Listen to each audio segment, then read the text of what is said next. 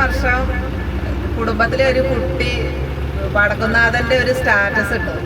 ആ സ്റ്റാറ്റസ് കണ്ടപ്പോൾ ഞാൻ പറഞ്ഞു, ഭഗവാനെ അവിടെയൊക്കെ ഒന്ന് വന്ന് തൊഴാനുള്ള ഭാഗ്യം എന്നാണ് എനിക്കൊക്കെ ഉണ്ടാവുക.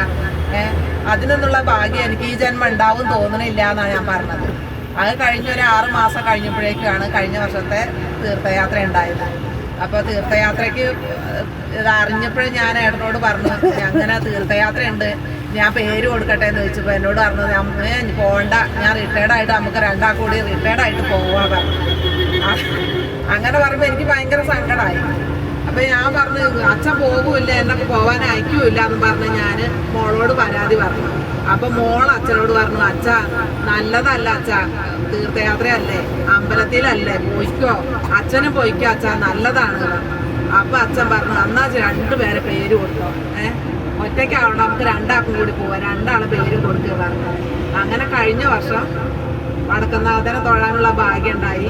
പിന്നെ അതേപോലെ ചോറ്റാനിക്കര ഞാൻ ഒരു 28 വർഷം മുന്നേ വന്നതാണ്. ഞാൻ കുട്ടിയായിരിക്കുമ്പോൾ ചെറിയ പ്രായത്തിൽ വന്നതായിരുന്നു. അന്ന് വന്നിട്ടുണ്ടെങ്കിലും അമ്മയെ ശരിക്കും തൊഴാനുള്ള ഛർദ്ദിച്ച് പോകല്ലാതെ വന്നത്.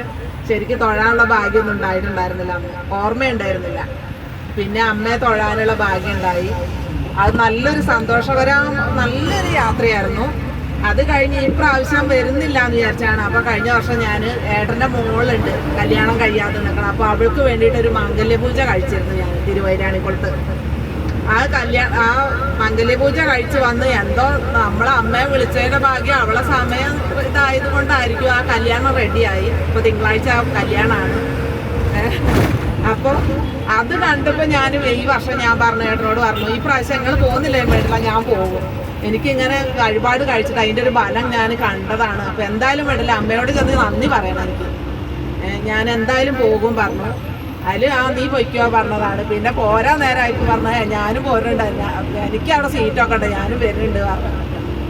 അങ്ങനെ ഞങ്ങൾ പോകുന്നതാണ് 2 ആളും കൂടെ. നല്ല യാത്രയായിരുന്നു. പിന്നെയെന്ന് പറഞ്ഞാൽ കുറേ ആളുണ്ടാകുമ്പോൾ കുറേ ബുദ്ധിമുട്ടുകളും ഉണ്ടാവും.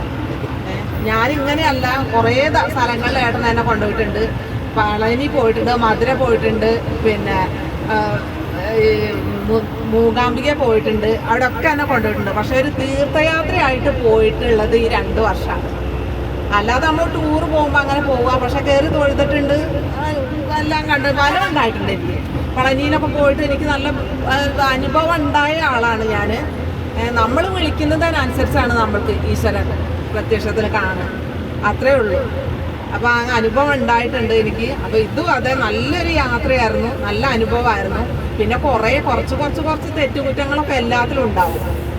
അതൊക്കെ നമ്മൾ ഭഗവാനെ കാണാൻ വേണ്ടിയിട്ട് അപ്പോൾ കുറേ ക്ലേശങ്ങളൊക്കെ സഹിച്ച് നമ്മൾ ചെല്ലണം. അപ്പോഴതിനൊരു എന്താ പറയുക അല്ലേ, അങ്ങനെയാണ് നമ്മൾ ഭഗവാനെ ദൈവത്തിനെ തൊഴാൻ പോകുമ്പോൾ നമുക്ക് അതിൻ്റെ ക്ലേശം ഇതെല്ലാം അനുഭവിച്ച് നമ്മൾ പോയാലാണ് അതിനൊരു തൃപ്തി ഉണ്ടാവുക.